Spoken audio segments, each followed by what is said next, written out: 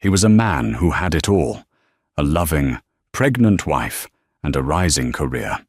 But he was willing to risk it all for a taste of glamour with his mistress. He smuggled her into the city's most exclusive charity gala, a night reserved for the absolute elite.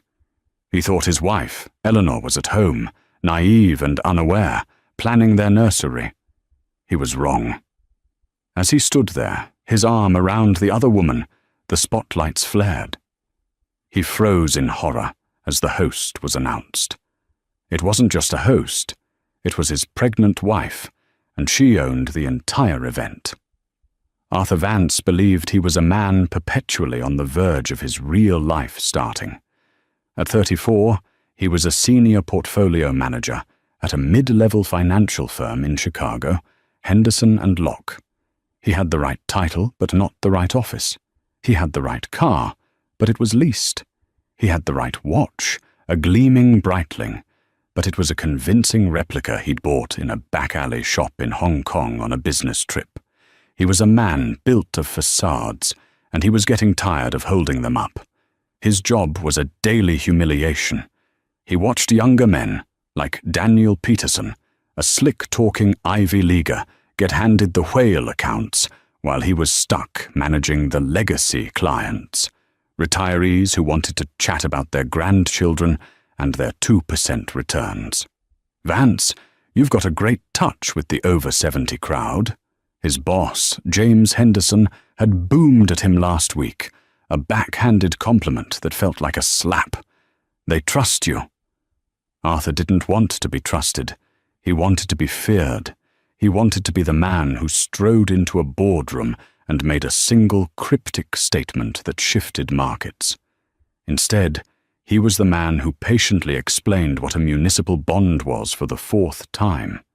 His wife, Eleanor Hayes, should have been his solace. Instead, she was, in his mind, the very emblem of his stagnant, safe life. They had met 3 years prior at a quiet fundraiser for the city library. Eleanor had been a volunteer, her beauty understated, her hair pulled back in a simple bun, her clothes tasteful but unremarkable. She seemed to Arthur like the perfect foundation for a successful man. She was supportive, intelligent in a bookish, non-threatening way, and possessed a quiet grace that he mistook for simplicity. When she'd told him she'd dabbled in non-profit work from a modest family inheritance, he'd pictured her organizing bake sales, not balancing multi-million-dollar ledgers. He assumed inheritance meant a paid-off suburban house, not a dynasty. Now Eleanor was 7 months pregnant with their first child, a son. The pregnancy had, in Arthur's mind, rendered her even more domestic. She was slightly swollen, often tired, and seemed perfectly, bafflingly content to discuss paint swatches for the nursery. "Arthur, do you think robin's egg blue is too predictable?" she'd asked just last night, holding up 2 nearly identical paint chips. "Or should we go with morning sky?" "They're the same, Elle. Just pick one," he'd snapped, not looking up from his phone. "I'm trying to follow the Asian markets." He wasn't. He was texting Chloe. Chloe Jenkins was the antidote to his suffocating, predictable life. She was a junior associate from the marketing department, all sharp angles, cynical laughter, and tight, expensive fabrics that broadcasted her intentions. She was a weapon, and she saw Arthur as her way into the executive suite. Their affair had started 6 months ago, a predictable cliché of stolen glances over spreadsheets and desperate, fumbling kisses in the firm's parking garage. Lately, Chloe had become demanding. "If you're serious about us, Arthur," she'd purred a few nights ago, tracing the lapel of his suit at a dim, overpriced cocktail bar. "You have to show me. I'm not a secret. I'm not some robin's egg blue little wife." Arthur had flinched at the accidental accuracy of her comment. "I know, baby. I know. It's just complicated. The pregnancy. The pregnancy is the perfect cover," she'd countered, her eyes hard. She's tired. She's distracted. We should be out. We should be seen. That Starlight Gala is on Friday. Everyone who is anyone will be there. The Starlight Foundation Charity Ball. It was the single most exclusive event of the Chicago social calendar. Getting a ticket was impossible. It wasn't about money. It was about invitation. The guest list was a secret, comprised only of old money families, tech billionaires, and philanthropic giants. It was held annually at the Criterion Grand Ballroom, a place of legendary opulence. "Chloe, that's impossible," Arthur had laughed. "You don't just go to the Starlight Gala. You have to be anointed." "Daniel Peterson is going," she'd said, sipping her martini. "He was bragging about it today. Henderson got him a ticket. Why not you?" That lit a fire of pure acid in Arthur's gut. Peterson. Of course. He did?" Arthur stammered. "Yep," said Henderson is on one of the committees. A plan, foolish and magnificent in its audacity, began to form in Arthur's mind. He wouldn't ask Henderson. He would just go. He would walk in, name his boss, and imply he was meant to be there. It was the kind of bold, high-stakes move he'd read about in business biographies. Fortune favors the bold. "You know what?" he'd said to Chloe, grabbing her hand. "You're right. My boss, Henderson, is on the committee. He secured me a +1. He just hasn't given me the physical invite. It's all digital. It's us, baby. Our debut."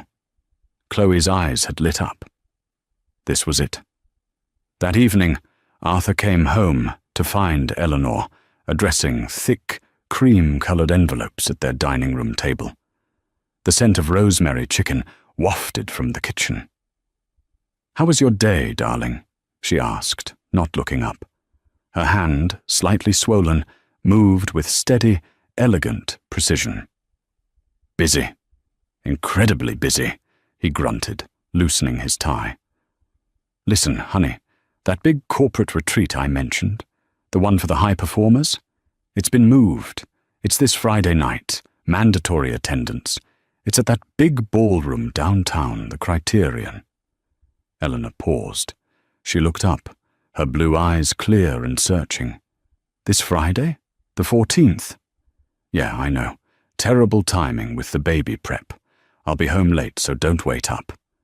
"The Criterion," she repeated, setting her pen down. "That's a very large venue for a corporate retreat, Arthur." A prickle of irritation. "Well, it's the whole Midwest division, Eleanor. They're flying people in. Look, you don't need to worry your head about it. It's just boring speeches and bad wine." He kissed the top of her head, his mind already on the emerald green dress Chloe planned to wear. "Of course," Eleanor said, her voice soft as silk. "I'm sure it's very important. I trust you." "I trust you." The words barely registered. He retreated to his study to work, but in reality, he was texting Chloe. "Arthur, it's done. Friday night, you and me. Wear something that will make them all stare." Chloe, "You better not be lying to me, Artie. I'm buying the shoes tomorrow." Arthur, "When have I ever let you down?" He leaned back in his chair, a smug smile on his face. He felt like a king, flawlessly managing his two separate worlds. He had no idea that his polite, pregnant wife, sitting just one room away, was not just invited to the gala he was sneaking into. She was the one who had sent the invitations. The logo embossed in the corner of the heavy cardstock she was addressing was a single, elegant constellation. The logo of the Starlight Foundation. The week leading up to the gala was a masterclass in Arthur's deceit. He partitioned his life with the precision of a surgeon, a high-wire act he found intoxicating. His days were spent flattering Chloe. On Wednesday, he took her to an exclusive boutique on Oak Street, a place where the price tags were hidden and the air smelled of imported perfume. "Just put it on the company card," He'd lied to the sales associate, sliding his personal platinum card, the one linked to the joint account he shared with Eleanor, across the marble counter. The dress was a sliver of emerald silk, slit high on the thigh, with a neckline that plunged dangerously. "Is it too much?" Chloe had asked, preening in the three-way mirror. "It's perfect," Arthur had said, his voice thick. "You look like you belong." The total came to $4,800. Arthur's blood ran cold for a second, but the thrill of the gesture, the way Chloe was looking at him, quickly overrode the panic. "Eleanor never checks the statements," he reasoned. "She trusts me to handle the finances." He pictured her at home, sorting through coupons, and felt a bizarre mix of guilt and contempt. His evenings were a different performance. He would come home to Eleanor, rubbing his temples and complaining about market volatility. "You seem so stressed, Arthur," Eleanor said 2 nights before the gala, placing a cup of herbal tea on his desk. She was sitting on the floor of the study, surrounded by instruction manuals for a baby stroller. "You have no idea, Elle.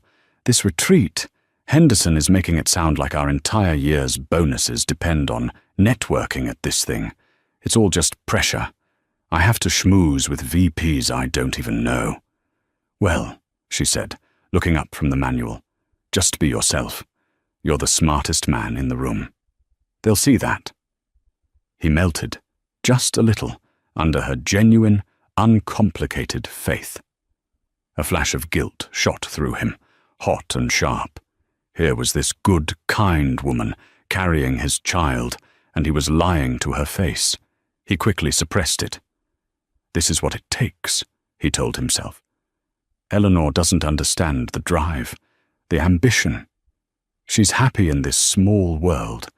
I'm built for something bigger.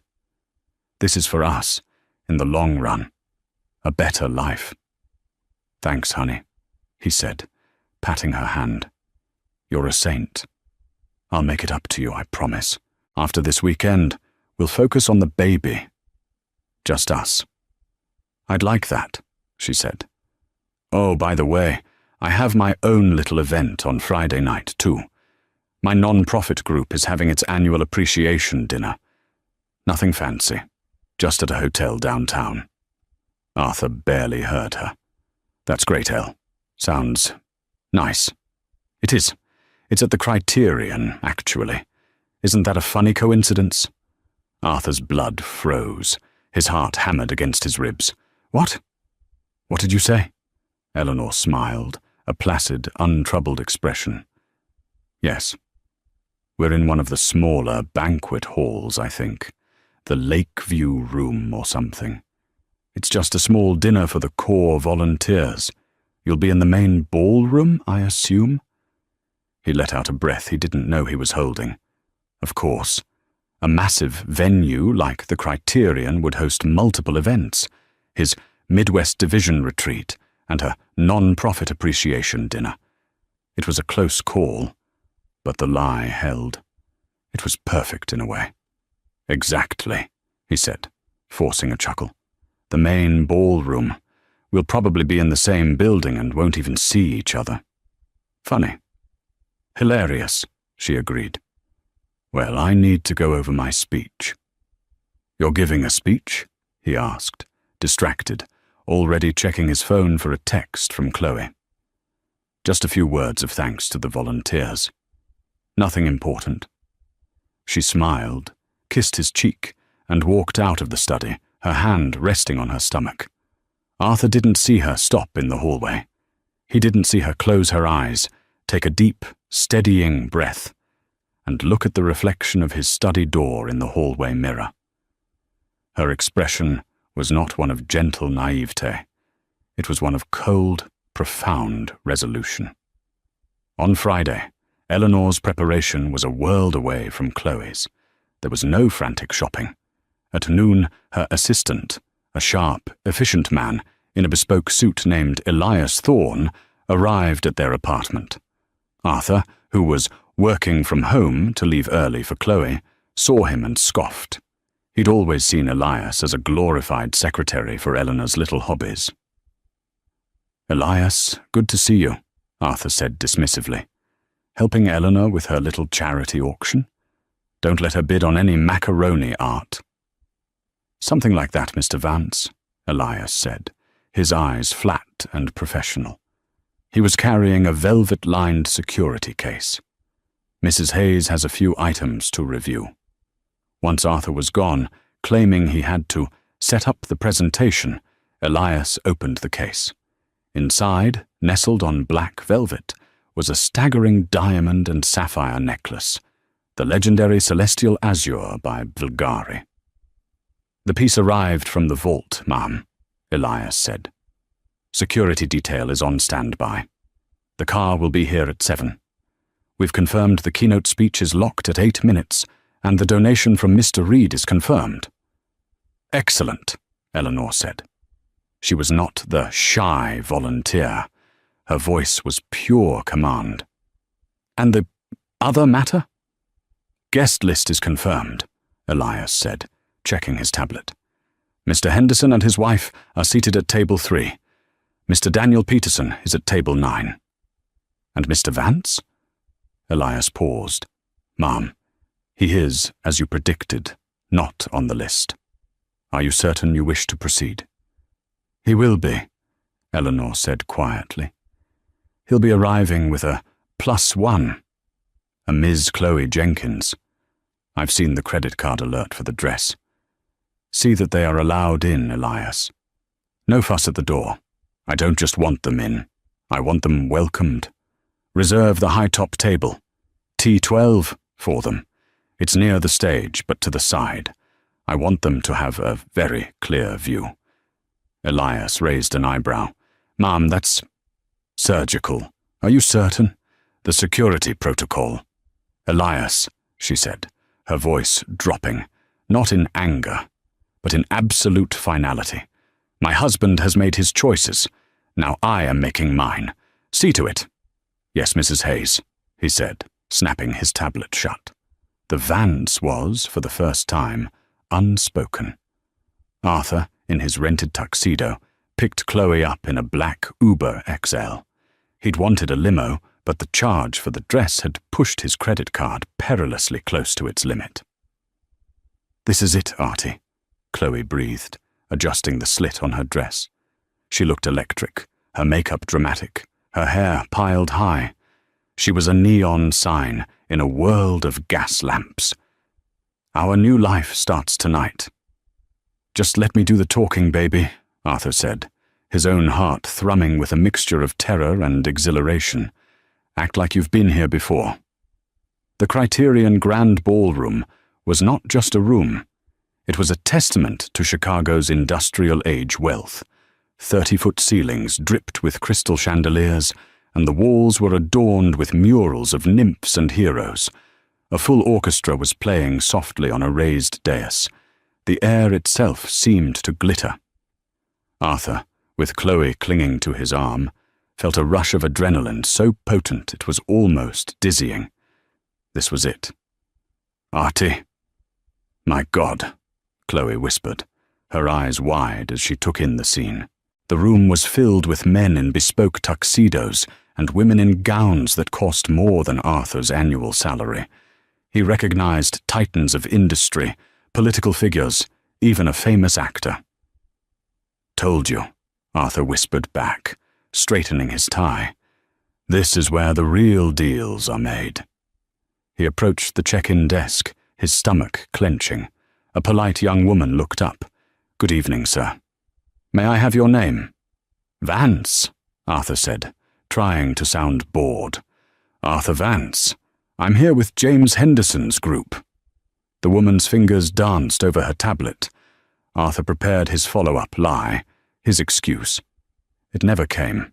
"Ah, yes. Mr. Vance," the woman said, her smile bright and welcoming. "We've been expecting you, and your guest, Ms. Chloe Jenkins." Arthur's shock must have been visible. You have?" "Of course, sir. Mrs. Hayes Vance left specific instructions for your arrival. We have a wonderful table reserved for you, T12. It's just by the stage. Please go right in." He was speechless. He took the embossed table card. Mrs. Hayes Vance? She'd used her married name? She must have known about his retreat and, in an act of pathetic, wifely devotion, called the venue to make sure he was taken care of. He'd almost have to thank her. He felt a surge of pure, unadulterated validation. His lie hadn't even been necessary. He was meant to be her. "What did I tell you?" he murmured to Chloe, who was practically vibrating with excitement. They grabbed champagne from a passing waiter. Chloe, in her daring emerald dress, was already drawing looks. Some were appreciative, but many, especially from the older women in pearls, were tinged with disdain. She was too loud, her dress too revealing for an event of this pedigree. Arthur didn't notice. He was scanning the room, high on the atmosphere. "There's Henderson!" he hissed, spotting his boss near the enormous, ice-sculpted centerpiece. "Let's go say hi. Act natural." They navigated the floor. Mr. Henderson, a portly man with a permanently stressed expression, was talking to a tall, silver-haired man. Arthur recognized him instantly. Marcus Reed, the billionaire founder of Reed Industries, a genuine titan and a notorious recluse. "Mr. Henderson, sir," Arthur said, clapping his boss on the back a little too hard. Henderson turned, his eyes widening in confusion. "Vance! What on earth are you doing here?" The bottom dropped out of Arthur's stomach. "Sir, the retreat." "What retreat?" Henderson looked baffled. "This is the Starlight Gala, Vance. My wife has volunteered for this foundation for a decade. This isn't a corporate event. How did you get in?" Before Arthur could stammer out a response, Marcus Reed, the billionaire, smiled warmly. "Don't be hard on the young man, James. The Starlight Foundation is known for its mysterious invitations. They always like to bring in new blood." He extended a hand to Arthur. "Marcus Reed. And you are?" "Arthur Vance, sir. And this is my colleague, Chloe Jenkins." "Colleague," Marcus Reed repeated, his eyes twinkling with an amusement Arthur couldn't decipher. "Vance, you say? From Henderson's firm? Interesting. I've been consulting with your firm recently, but your name never came up. You must be in a very specialized department. The over 70 crowd, perhaps." Arthur's face burned. Reed knew who he was. "Well," Reed continued, giving Chloe a polite, dismissive nod. "Enjoy the evening, Mr. Vance. The founder is a very dear friend of mine. She puts on a spectacular show. The auction items this year are breathtaking." Reed turned back to Henderson, dismissing them completely. Arthur, his face crimson, quickly steered Chloe away. "What the hell was that, Artie?" Chloe hissed, her grip tightening on his arm. "He didn't invite you?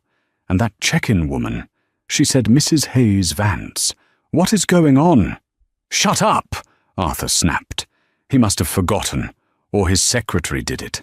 And Eleanor, she must have called ahead for my retreat, and they got the names mixed up. It's fine. Look, we're in, aren't we? That's all that matters. Now let's find our table. T12. He was rattled. He looked back at Marcus Reed, who was now laughing with Henderson. Reed looked up, caught Arthur's eye, and gave him a strange, almost pitying smile before raising his glass in a mock toast. Arthur quickly turned away. He chalked it up to luck. He found their table, a high top, just as promised. The view of the stage was perfect. "See?" he whispered to Chloe, stroking her back.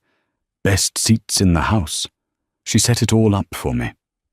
Chloe, placated by another glass of champagne, snuggled against him.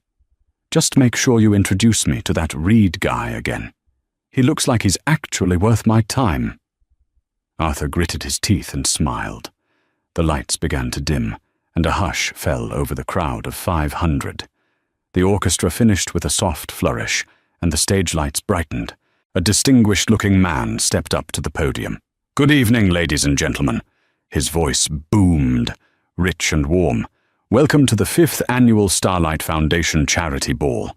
Tonight we celebrate a year of unprecedented success, funding pediatric wings and educational programs across the state. We have already, through your generosity tonight, raised over $20 million. A wave of polite, powerful applause. Chloe's jaw went slack. 20 million? Arthur felt a knot of sweat on his collar. This was bigger than he could have ever imagined. He was completely out of his depth, a minnow in an ocean of whales. His lie about a corporate retreat felt pathetic and small. "Tonight is special," the host continued, his voice softening. "Tonight we are here to build new hospitals, new futures, new foundations." Arthur felt a small, uneasy twitch. Foundations, the word his wife had used. "It is my distinct honor," the man boomed, "to introduce the heart and soul of this foundation, the woman whose vision, and more importantly, whose tireless work and personal generosity made all of this possible. She is a benefactor, a visionary, and a dear, dear friend. Ladies and gentlemen, please welcome the founder and chairwoman of the Starlight Foundation." Arthur was barely listening. He was scanning the crowd, wondering if he could still salvage the night, maybe slip Henderson his business card. Chloe was fixated on the stage, her eyes gleaming with avarice. This was the world she wanted. A woman who has tirelessly and quietly built an empire of hope. Please give a warm, thunderous welcome to Mrs. Eleanor Hayes Vance. The name hit Arthur Vance like a physical blow. It was not possible. It was a mistake. A different Eleanor Vance. It had to be. A coincidence. His mind scrambled, trying to find purchase on a reality that was suddenly shifting like sand. He turned his head, a sickening, jerky motion, from the crowd to the stage. The orchestra swelled. The spotlight flared, blinding him.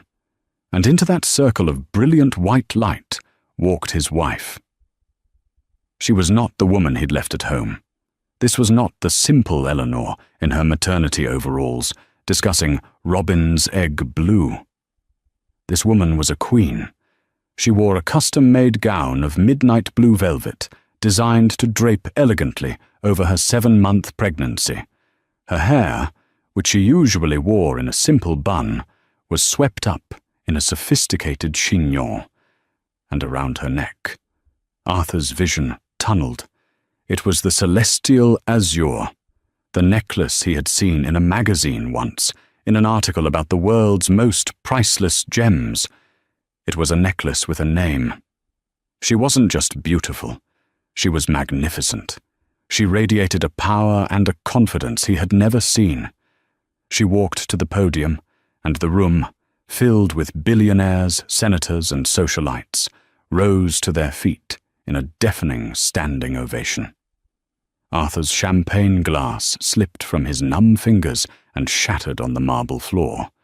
The sound was lost in the applause. "Artie?" Chloe whispered, her voice sharp with confusion.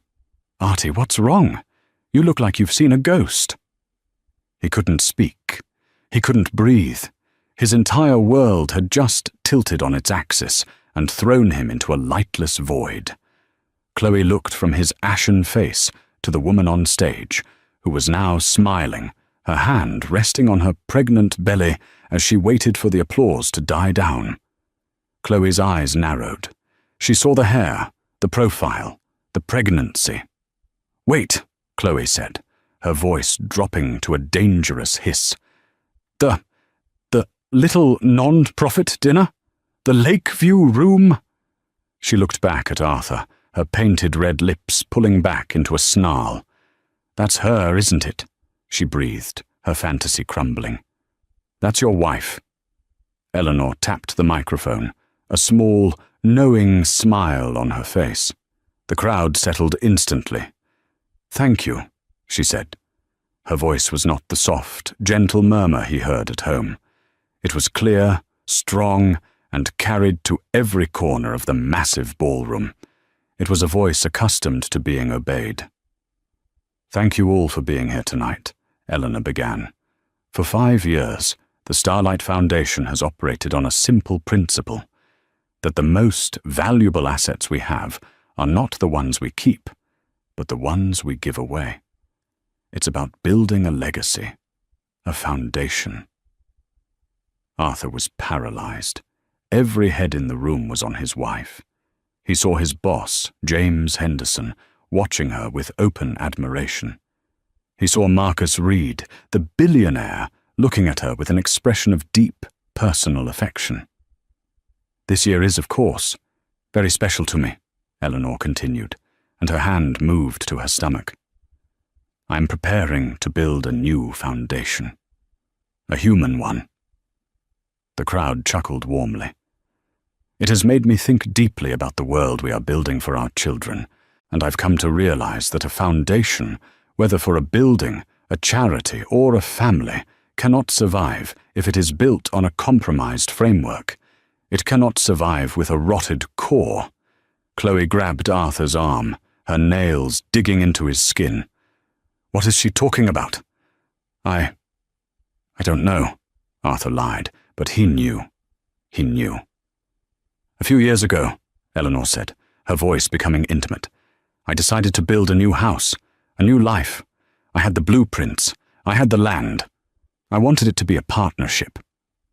So I found a builder. This builder, he looked the part. He had a shiny truck and a confident smile. He talked a good game. He talked about leveraged assets and market trends, when all I needed was for him to be good and true." The room was silent, captivated by her metaphor. Arthur felt the blood drain from his face. "So I gave him the keys," Eleanor continued. "I trusted him with the budget. I trusted him with the foundation. And for a while the facade looked beautiful. The paint was fresh, the lawn was green. But I started to notice discrepancies, small things at first. Bills for materials that never arrived. Hours billed for work that was never done. And a terrible, hollow sound when I knocked on the walls." Her eyes, brilliant under the lights, began to scan the crowd. Arthur felt an animal instinct to hide, to shrink. He was in a spotlight of his own, a dark, negative space of his own making. Then her eyes found him.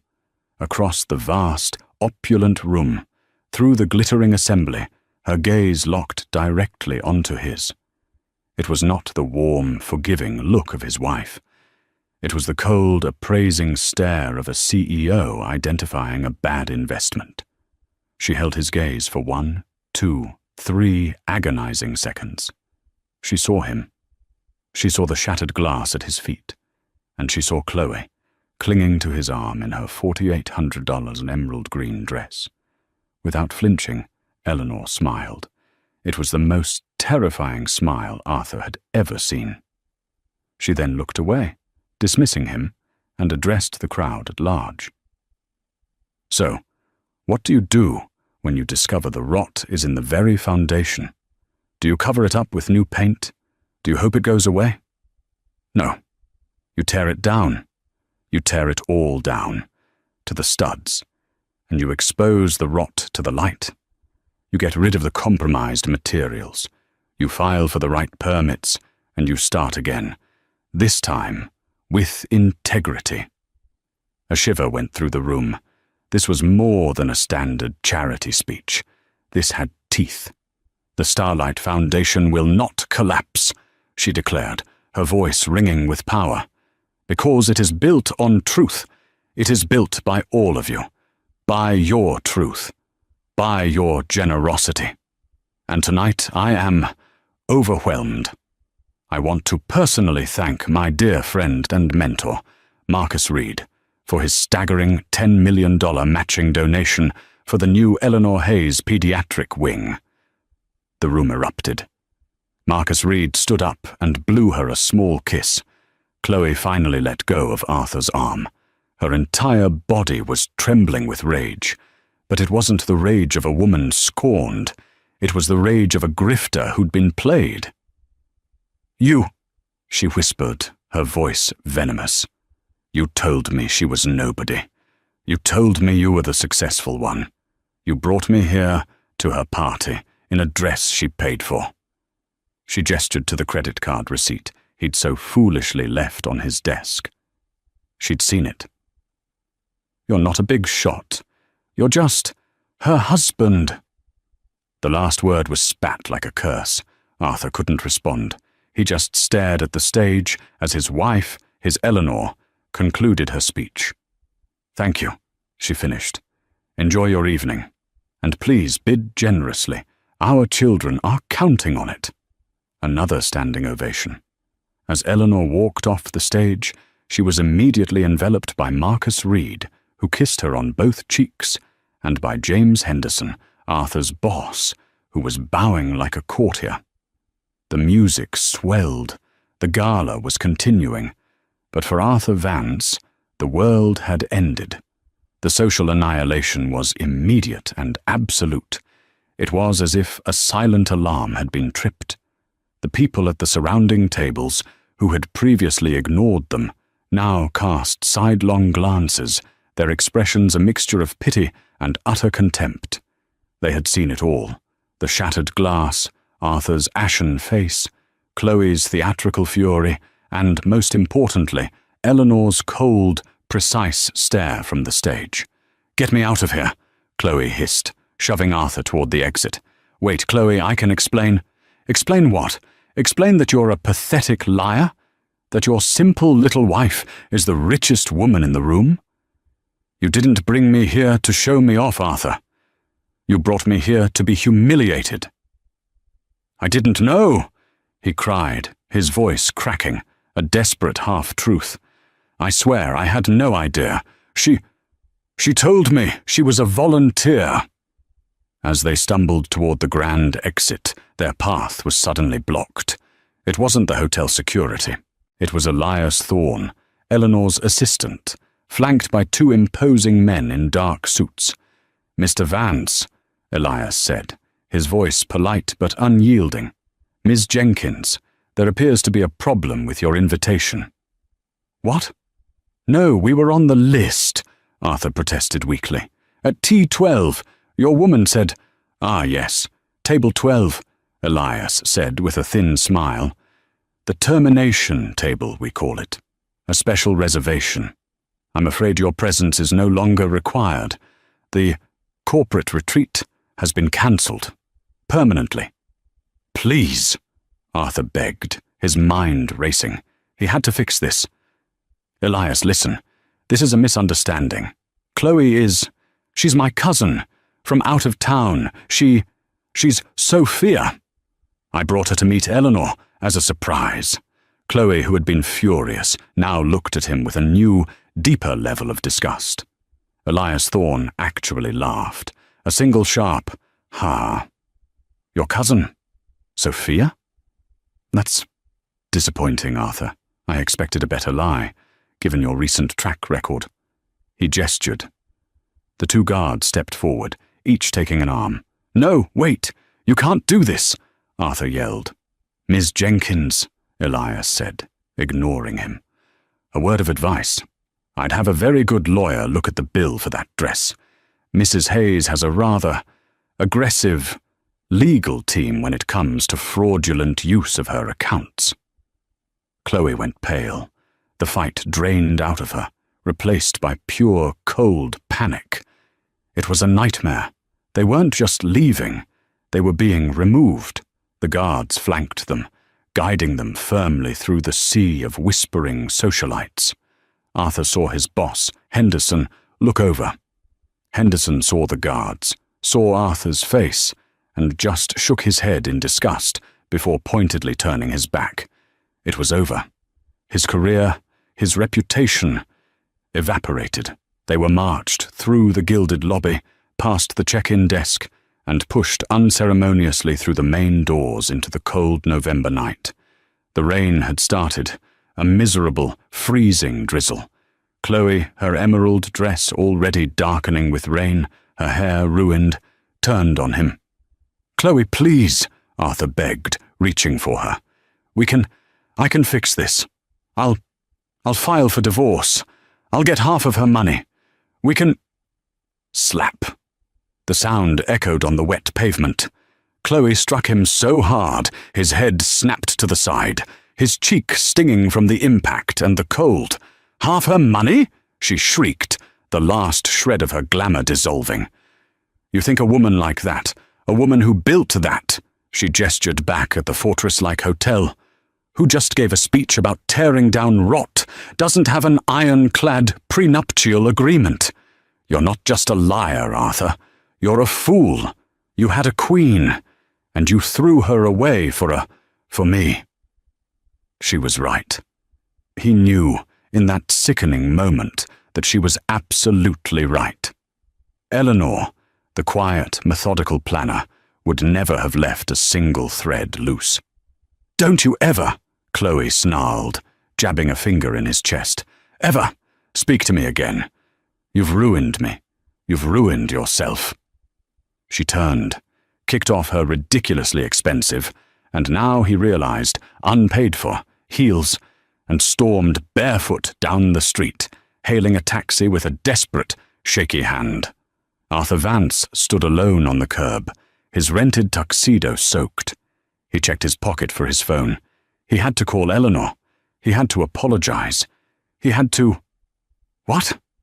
He pulled it out, his hands trembling.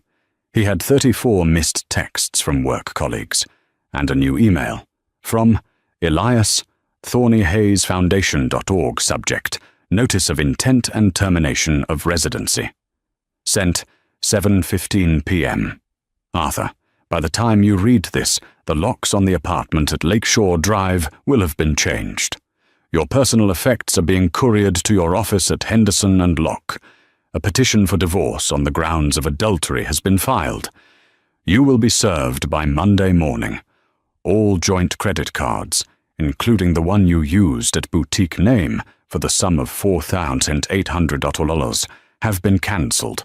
That debt is now yours alone. Furthermore, a forensic accounting of the joint accounts has been initiated. Any funds determined to have been used for extramarital purposes, $37,450, 12 over 6 months, will be clawed back in the divorce settlement. Do not attempt to contact Mrs. Hayes Vance. All future communication will be through her legal counsel. We wish you well in your future endeavors. Arthur's knees buckled. He leaned against a stone pillar, the rain plastering his hair to his face. He looked at the timestamp, 7:15 p.m. Before he had even arrived, she knew, she had known all along, the entire night, the welcoming check-in, the special table, the speech, the humiliation, the guards. It wasn't a discovery. It was a judgment. It was an execution. He tried to go home. He took a taxi to their luxury apartment building. As he walked toward the door, the night doorman, Frank, a man who had accepted his Christmas tips for 3 years, stepped in front of him. "I'm sorry, Mr. Vance," Frank said, his face impassive. "I have strict instructions. You are not to enter. Mrs. Hayes's legal team was here this evening. You are no longer a resident." "Frank, come on. It's me," Arthur pleaded. "My instructions are absolute, sir. A car is waiting to take you to a hotel for the night. It has been prepaid." It was the final, crushing humiliation. He wasn't just divorced. He was handled. The days that followed were a systematic dismantling of the life Arthur Vance thought he had. He arrived at his office on Monday at 9 a.m., haggard and wearing a rumpled suit he'd bought at a 24-hour department store. His personal effects, a single cardboard box with a desk plant, a few framed photos of him and Eleanor, which he quickly turned face down, and his replica watch were waiting for him on his chair. His computer was dark. His access key was deactivated. By 9:05 a.m., Henderson's secretary, a woman who had always been kind to him, looked at him with cold pity.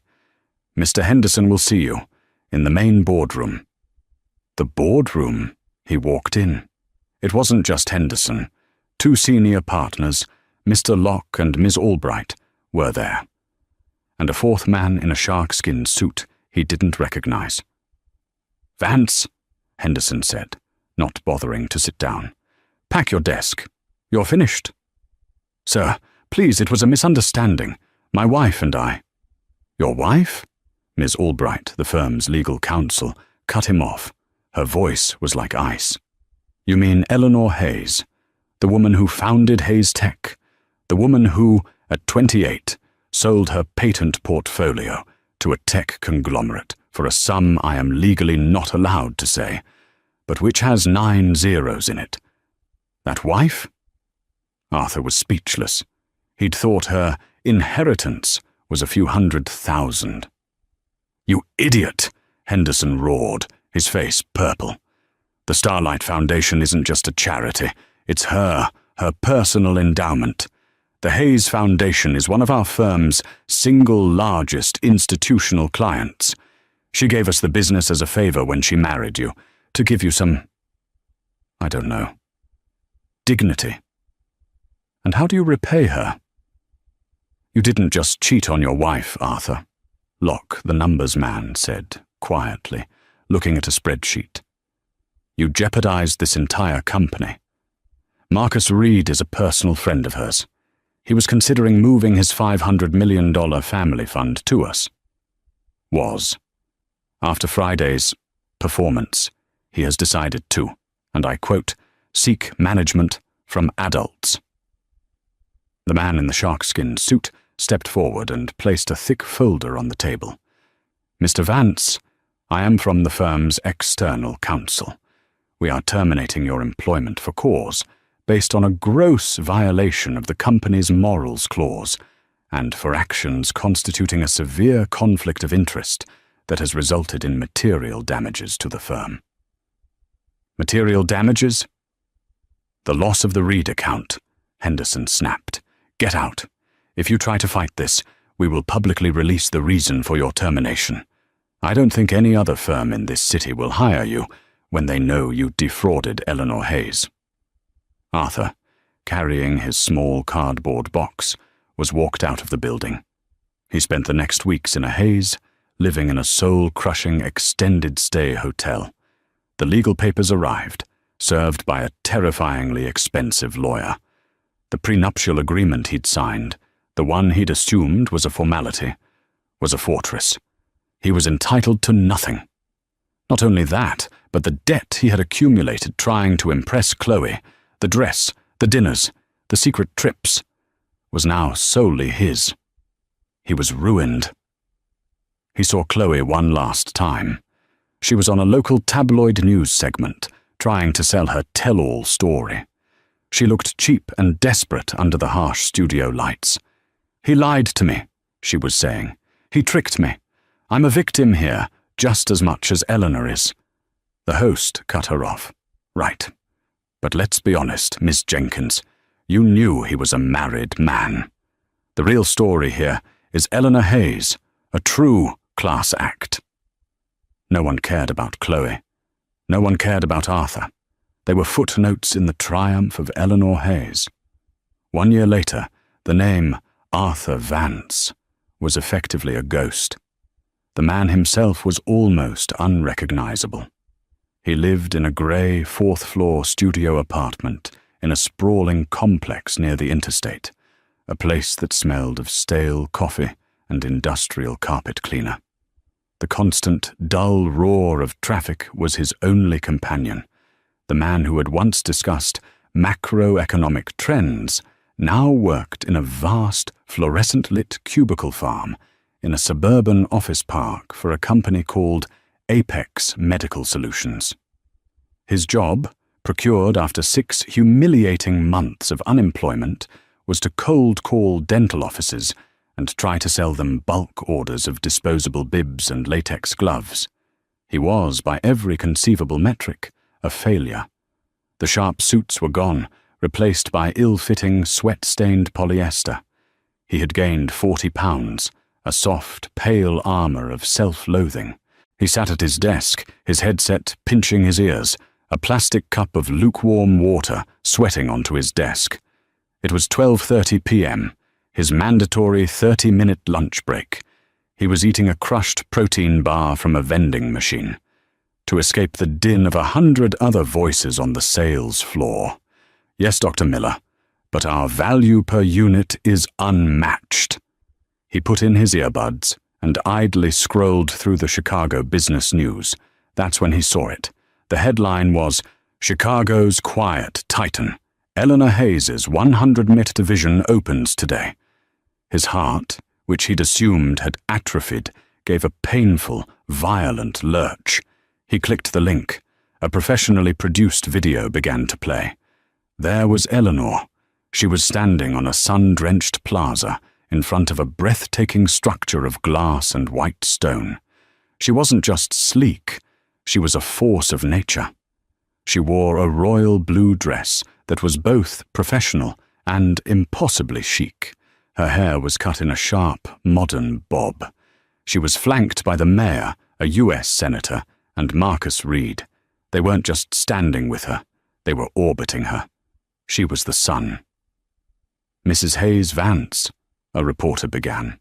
"Just Hayes," Eleanor corrected, her voice clear and resonant, amplified by the microphones. "I've reclaimed my name." The reporter didn't miss a beat. "Ms. Hayes, the Eleanor Hayes Wing for Pediatric Innovation is being called a marvel. What does this day mean to you?" Eleanor smiled, a genuine, brilliant smile that Arthur had never, not once, received. "It means," she said, "that we've stopped accepting good enough. It means that the children of this city will have a foundation of care built on integrity, transparency, and the absolute best technology we can create." Arthur's protein bar turned to ash in his mouth. Integrity. Foundation. Her words from the Gala. It hadn't just been a speech to humiliate him, it was a genuine, unshakable mission statement. "And as a new mother yourself," the reporter continued, "this must feel incredibly personal." "It is," Eleanor said. A moment later, an assistant, the sharp, ever-present Elias Thorne, stepped forward, handing her a beautiful, bright-eyed baby boy. The child, perhaps 10 months old, was dressed in a tiny, smart outfit. He had her eyes.